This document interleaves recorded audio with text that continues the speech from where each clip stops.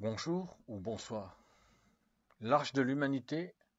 l'univers tout entier. Dans les visions du royaume des cieux que j'ai eues, lorsque viendra Armageddon, cela n'aura rien à voir avec le sens commun du mot apocalypse, une destruction à l'échelle planétaire ou des grandes, euh, des grandes catastrophes à l'échelle planétaire avec une partie de l'humanité qui est sauvée, une partie, enfin, je veux dire, par rapport à l'ensemble, une petite partie de l'humanité qui est sauvée, ou une partie limitée en tout cas de l'humanité qui est sauvée, et le reste qui est condamné d'une manière ou d'une autre, des jugements, des souffrances, des horreurs. Dans les visions du royaume des cieux que j'ai eues, Armageddon, c'est le moment de la libération pour toute l'humanité. En fait, le, alors il y a plusieurs raisons à ça, mais là je ne vais pas en parler, je vais simplement, le sujet de ce podcast audio, de cette vidéo, c'est l'arche de l'humanité, l'univers tout entier ou l'univers. Donc au moment d'Armageddon, ce sera la libération pour toute l'humanité et étant donné que l'objectif ce sera que tous les êtres humains vivent éternellement euh, dans un endroit qui pour chaque groupe d'êtres humains sera un endroit idéal, qui pourrait être qualifié de paradis dans le sens positif du terme. Les êtres humains vivent à l'heure actuelle dans le paradis de la haine spirituelle, qui est le paradis des valeurs de la haine spirituelle, ou le paradis de la haine, qui est le paradis des valeurs de la haine. C'est un paradis pour le mensonge, la manipulation, la lâcheté, la traîtrise, l'hypocrisie, le mépris, l'indifférence, les viols, les tueries, les meurtres, les massacres, les exterminations, les trahisons en tout genre.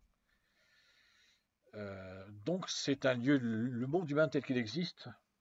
aujourd'hui et tel qu'il a existé tout au long de l'histoire de l'humanité, c'est un lieu paradisiaque pour toutes les réalités négatives et destructrices.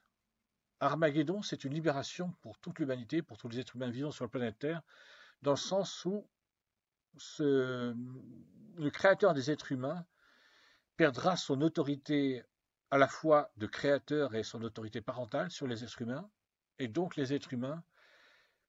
pourront aller vivre sur une autre planète, ailleurs. Par contre, étant donné que les êtres humains ne pourront pas vivre éternellement heureux tous ensemble, il faut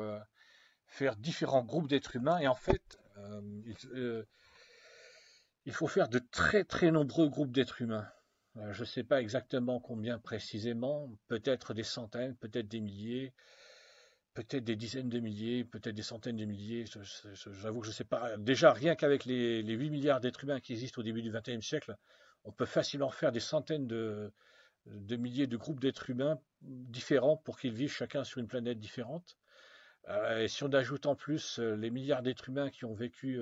tout au long de l'histoire de l'humanité, ça fait peut-être des millions de groupes d'êtres humains qui vivront chacun sur une planète différente. Donc, ça représente potentiellement, peut-être, hein, je ne connais pas le chiffre exact, j'en sais rien du tout, mais potentiellement, ça pourrait représenter entre des centaines, des milliers au minimum, voire des dizaines de milliers, des centaines de milliers, ou encore même carrément des millions de planètes qui devront être peuplées. Donc, pour ça, soit les êtres humains,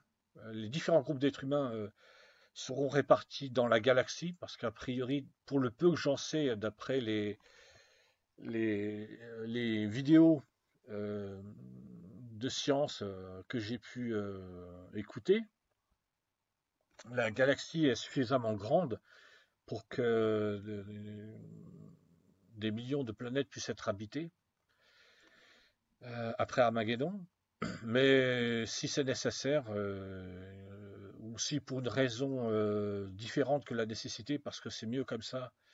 il faut plus que simplement la galaxie, eh bien, les êtres humains disposeront de l'univers tout entier dans lequel se trouve le système solaire de la planète Terre et la galaxie, la Voie lactée, j'espère que je ne dis pas n'importe quoi, la galaxie, la Voie lactée dans lequel se trouve le système solaire de la planète Terre. Donc les milliards d'êtres humains qui vivront au moment d'Armageddon et les milliards d'êtres humains de toute l'histoire de l'humanité qui seront ressuscités disposeront de l'univers tout entier pour pouvoir, chaque groupe d'êtres humains disposant de sa propre planète, vivre éternellement dans un paradis dans le sens positif du terme, c'est-à-dire un paradis où chaque groupe d'êtres humains qui se trouvera sur une planète sera heureux d'y vivre éternellement. Donc, j'ai pris comme référence Star Trek, le, les films Star Trek au cinéma, ainsi que les séries télévisées Star Trek, le nom de l'univers Star Trek, c'est vraiment le cas de le dire d'ailleurs, parce que justement, dans Star Trek, il y a cette idée à partir de la planète Terre, il y a des vaisseaux spatiaux qui vont partir à la découverte de l'ensemble de tous les êtres vivants qui peuvent exister dans différents systèmes solaires, dans différentes galaxies, dans différents autres endroits de l'univers ou de la galaxie. Et je donne une précision, parce que je pense que là, puisque je parle de Star Trek et de l'univers, dans les visions du royaume des cieux que j'ai eu, pardon, ce qui fait il y a une différence par rapport à ce qu'on peut voir dans Star Trek ou dans n'importe quel film de science-fiction où on voit des extraterrestres. Dans le monde de la fiction, la plupart du temps, c'est pas toujours le cas. Il existe aussi des extraterrestres qui sont exactement comme les êtres humains.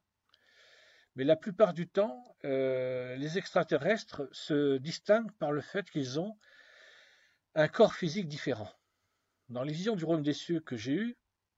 en fait, il n'existe pas de corps physique différent. Le royaume des cieux est un système solaire d'une vingtaine de planètes,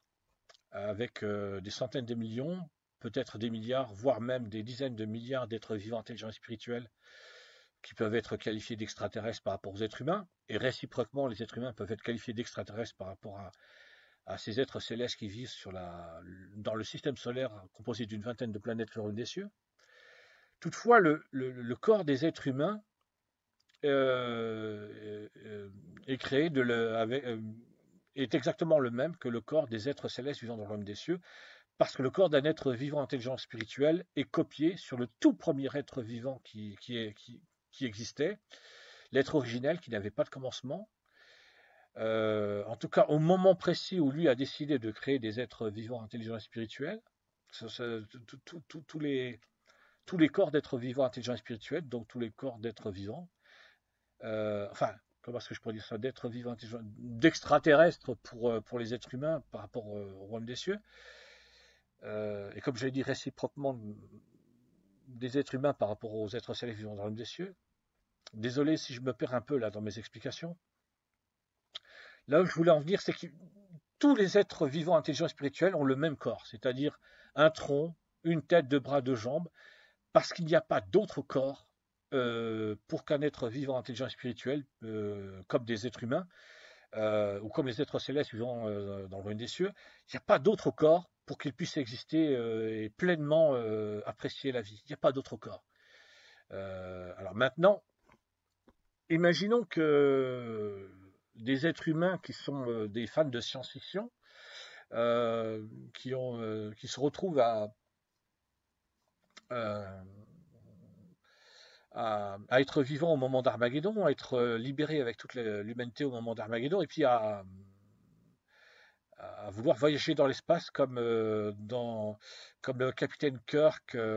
Spock, dans le vaisseau Enterprise. Donc imaginons qu'ils veuillent vivre ce genre d'aventure. Alors il sera tout à fait possible qu'ils rencontrent des extraterrestres tels qu'on les voit dans le film Star Trek, parce qu'ils auront spécifiquement été créés pour ça. Ça pourrait être des sortes d'humanoïdes ou des robots qui auront des formes particulières. Donc il peut y avoir des êtres qui sont spécifiquement créés pour ça. Par contre, le modèle pour un être vivant, intelligent et spirituel qui va pleinement profiter de la vie avec toutes les possibilités qu'elle offre, c'est celui qui vient du système solaire qui est le royaume des cieux, avec sa vingtaine de planètes. Et c'est celui qu'ont les êtres humains, parce que le corps des êtres humains a été créé sur la base du corps des êtres célestes vivant dans le royaume des cieux. Donc, il n'y a pas d'autre modèle. Purement et simplement, il n'y a pas d'autre modèle pour un être vivant intelligent spirituel. Mais pour, euh,